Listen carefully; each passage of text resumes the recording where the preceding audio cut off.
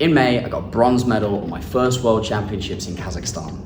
But was I able to continue that momentum going into my next competition? I get to go all over the world with judo. I've been to Japan, I've been to Central Asia, I've been all over Europe, but I finally got an opportunity to go to Africa, to one of my favorite places I've now been. I got to go to Egypt recently. How did I do in the Giza Grand Prix? In this video, I'm going to talk you through all of the fights I had, the prep for the competition, what we did before, during and after it. I'll tell you the wins, the losses, the highs, the lows, and everything in between. So going into the competition, obviously I fight 70 kilograms. I am not 70 kilograms, so I needed to get my weight low enough that I was then able to sweat off. That was all going really well, actually. It was one of my best weight cuts I've ever done. But a thing that you might not know is that when we go to competitions, for me, it's really not about being 70 kilograms. It's about being 70 kilograms on the scales that they use. I'm not saying I'm like cheating or anything or trying to fiddle around with that. That's not what I'm talking about. I'm just saying that some places you go have really, really accurate scales and some places don't. So I've been to places where the test scales were, half a kilo out, even a kilo out before. So I do take my own scales with me. So I managed to get myself to 70 kilograms on my scales, ready for the weigh-in. But then normally we'd have access to the main real scales, maybe even a day in advance. But at this particular competition in Giza, we didn't have access to those scales until 20 minutes beforehand. So I got myself to 70 kilograms on my scales, turned up at weigh-in, weighed myself for it as a test, and I was 70.1, which is frustrating to say the least when you've spent the past 2 days sweating off in saunas and doing whatever you need to do, when you still realize you've got 100 grams to go. But I'm a professional now, apparently. So me and another member of the team went out into the street because we didn't have access to a dojo or anything like that. We literally had 20 minutes to get me to weight. All I was wearing was a hoodie, some swimming trunks and some flip-flops. Kicked my flip-flops off, stood on the concrete on the pavement outside, have some Uchikomi bands, started doing circuit training. Between sets of that circuit, me and my partner were doing like grappling, wrestling, just trying to fight for posture, because despite being in an elite sport where I train super hard, sometimes you just gotta wrestle with someone on concrete, barefoot, in a desert. And I think that was one of the most bonding experiences I've had with this particular member of the team. So thank you so much to them. That was a really fun experience, to be fair. It was hard, obviously, but it was a really fun experience. Then I walked back in, weighed myself 69.9 at weight, at which point they opened the weigh-in. So it all got done, but it was quite not so much stressful, but a different experience to what I've had before. Just a quick thing about weight cuts. These are obviously a huge thing for me in my judo journey because I fight quite a low weight category. I have to put a lot of work into my nutrition. I'm interested if people are actually interested in me talking about these. If you've heard me talk about sweating off too many times, if it's something that you don't want to hear about anymore, please drop a comment. If it's something that you do want me to tell you about, maybe you want me to make more videos about it. But moving on. So the day before, they do a draw and we get to see who I'm going to be fighting. I was seed number 1, which is excellent. It means I don't have to fight the 2nd, 3rd or 4th seed until quite later on. But there's still other great people in the competition, and some of those people probably aren't ranked yet. Maybe they're their first competition, maybe they haven't been to enough competitions yet. But my first opponent ended up being an Uzbek who has done Olympic judo before. He was in the IJF and sadly has become visually impaired, but I ended up fighting him. He was still very good. We were looking at the videos that we could find of him from the IGF because we, the day before, go through and we look through footage of our opponents. We figure out how we're going to beat these people. And going into this, I was a bit worried, to be fair. He's someone who's come to the IGF, he's very good. And I fought him, and let's take a look.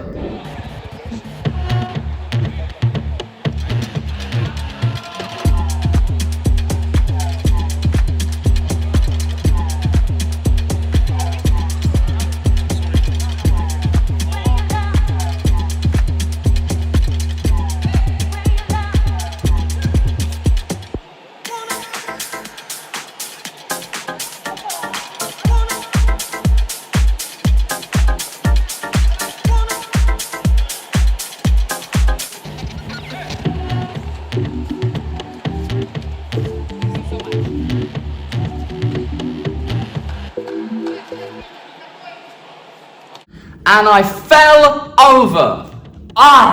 Okay, real quick to explain this. Basically, he comes across, he goes kochi on my left foot. I go step, step, step, tomonagi. And I think that step, step, step was enough of me getting my balance and to make it a legitimate attack. It wasn't. I'm not really going to complain.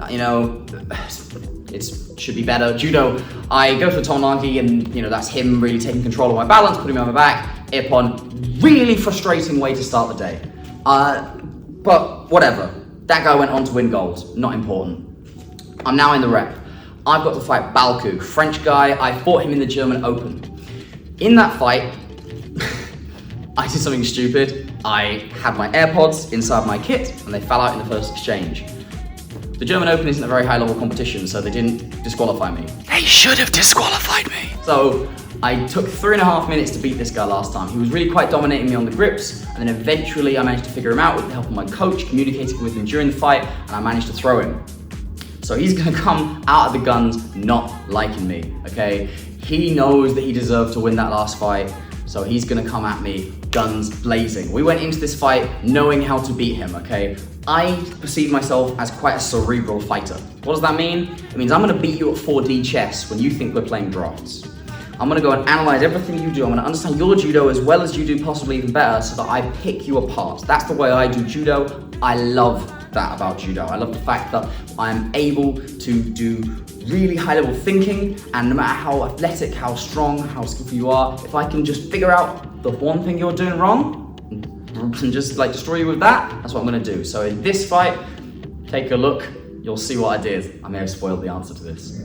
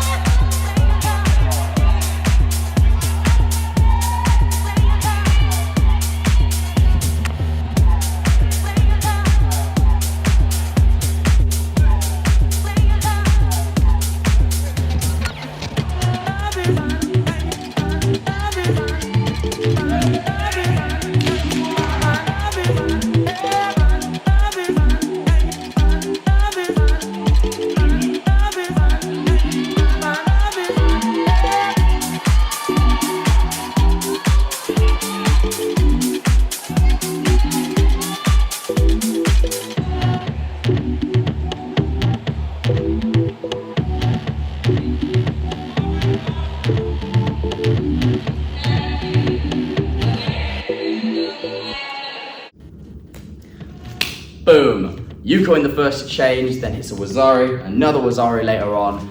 You may have guessed, but my goal going into this was hit that Taniatoshi, that Kataguruma Koso to Gak, whichever one comes at the time, but diving behind that front leg. If you want me to do a video on how you beat extreme righties, people who love the Uchimara, who love showing you their hip, please drop a comment. I would love to do a video on that. But basically, I'm just diving behind his right leg, putting all of his weight behind him, taking him to his back with that Kataguruma Taniatoshi. Absolutely, I'm so proud of myself for that.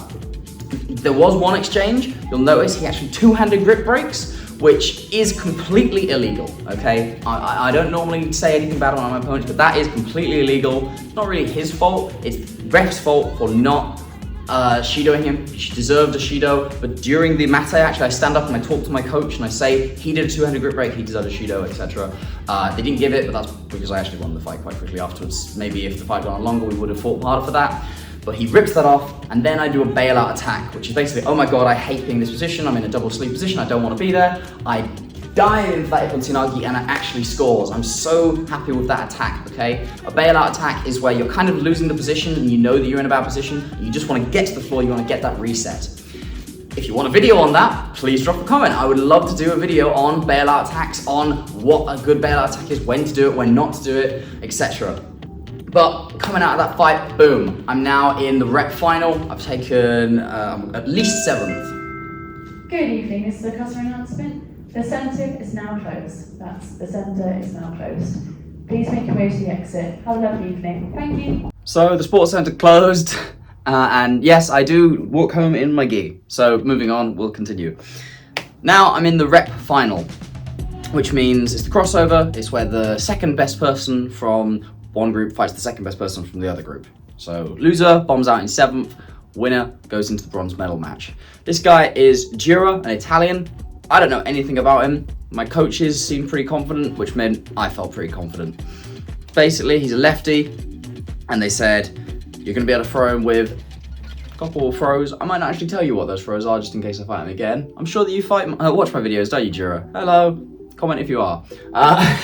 No, but going into this, they said, yep, stand in, you'll be able to probably throw him on the ground, hammer him on the deck.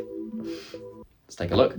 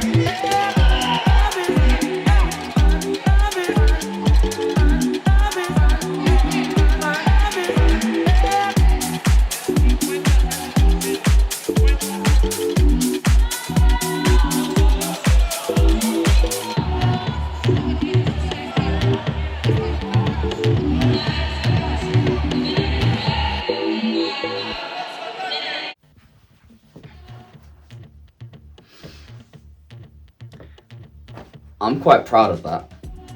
I know it might not seem very impressive. What did I do? I laid on the ground, I sort of hugged him a bit, I rolled over, and then I held him there. I'm really proud. For those who do BJJ, that's a banana split sweep. It's there's a particular type of half guard lockdown I do. So I did that, I underhook his leg, bring it up above him, so all of my weight is underneath his hips. So I'm able to roll him onto his back, hold him down in Yoko Shiogotami. And I'll be honest, he did not know what hit him. He had, well, I don't want to sound rude, I don't want to sound like I'm saying, oh, I'm better, but like he obviously had never seen that particular technique, he didn't know how to defend it, and then yes, managing to get myself into that Yoko Shiogotami, holding for the full 20 seconds, holding someone for 20 seconds is hard. But really quite happy with myself up to now. I've managed to go from a pretty horrific loss in my first fight to coming back, winning my second fight, winning my third fight, putting me into the bronze medal match to fight Sergio Ibanez Banon. For those of you who don't know who that is, I fought him last year in Kazakhstan. He is a Spaniard. He is actually a really nice guy. He was training at the National Centre a few weeks ago, and he hasn't been at any comps recently, but he beat me in Kazakhstan last year. I'm gonna even go so far to say he absolutely obliterated me in Kazakhstan. I was not very happy with my performance against him last time. I went the wrong way, I just didn't fight back with the same level of intensity I should have. He threw me for Wazari with Yoko Tomonagi, which was embarrassing because I've never been thrown with Yoko Tomonagi or any form of Tomonagi until that point. And not only did that, he transitioned that into a very long nail exchange that ended in me being arm locked. And I've also never been arm locked Okay, I've never been on much competition except for that one time, so it was a really frustrating fight for me, to be honest. But I'm better. That was like 10 months ago. I'm a lot better at judo now, I think, I hope, maybe. But what's the goal going into here? My coaches kind of said a few different things to me, but one of the things that really stuck with me was Johnsy said, go be crazy. He's expecting you to go out there and do traditional judo, but you do some really unorthodox stuff. Go out there and do you, okay? Be a bit mental. Do some cool stuff. And I was like, okay, I'm gonna go do that. I'm not gonna show you the whole fight here because it's really long. I'm gonna upload that one separately. So if you wanna watch the full fight, please check it out. But this is the highlights.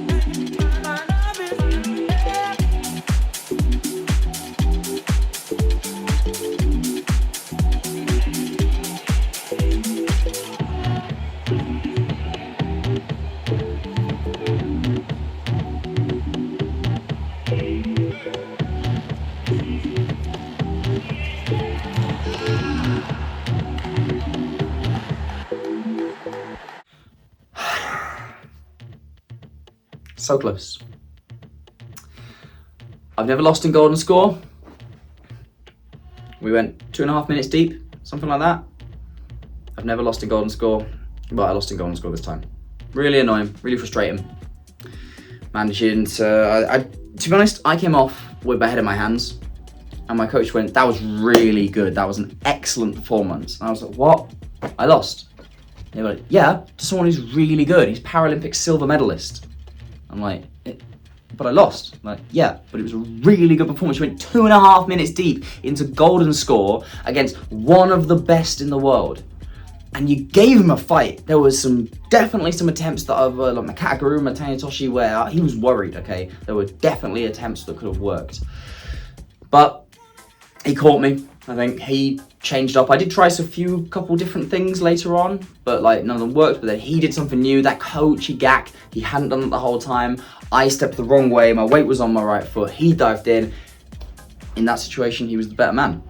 Something that really frustrates me is what my girlfriend kept saying to me about this fight. And Kirsten, I love you, but you kept telling me that I was unlucky. I wasn't unlucky, okay? This isn't about luck. He was better than me here. On this occasion, there will be times on other days where I will have a better day and I will be better than him and I will make that score. And I promise you, I will come back. Sergio, I'm coming for you. He's a really nice guy, but I'm gonna throw you. And I don't really believe in like, oh, this is luck. You know, I could have zigged when I should have zagged or whatever, like, but it's not just that, oh, I went one way and that worked. It was, I went one way and he took that opportunity, the right opportunity to do it. You know, maybe there was a time earlier in the fight where he was actually made a mistake, but I didn't pick up on that because I wasn't as good as him on this day. So, 5th, Egypt Grand Prix, really good experience. I think coming back from that loss in the first round was definitely a positive, but it was obviously quite frustrating to lose that bronze medal match. My second bronze medal match I've lost this cycle, but whatever. They were a good set of people, and speaking to my coaches afterwards, they said, we thought the 7th would have been a good result for you. Looking at the draw, it was a hard draw, harder than the World Championships, but yeah, there are good people in my category, and maybe I'm one of them, but I wasn't on that day. If you want to follow me going into the European Championships, please subscribe. I'm going to be fighting on my birthday. It's going to be an intense day, and I will not leave Tbilisi, Georgia, European Championships without a medal. If you want to check out the fight of me in the bronze medal match, I'll upload that in a couple of days. And please, if you really enjoyed this video, you got this far into it, YouTube has just introduced the hype feature. Okay, go and click that hype, drop me a couple of points because that will hopefully help the channel spread to more people. So if you could do that as well, that'd be super appreciated. But until then, if you want to follow me on my blind judo journey into international visually impaired judo, please make sure to like, comment, share, and subscribe. Sorry, my day.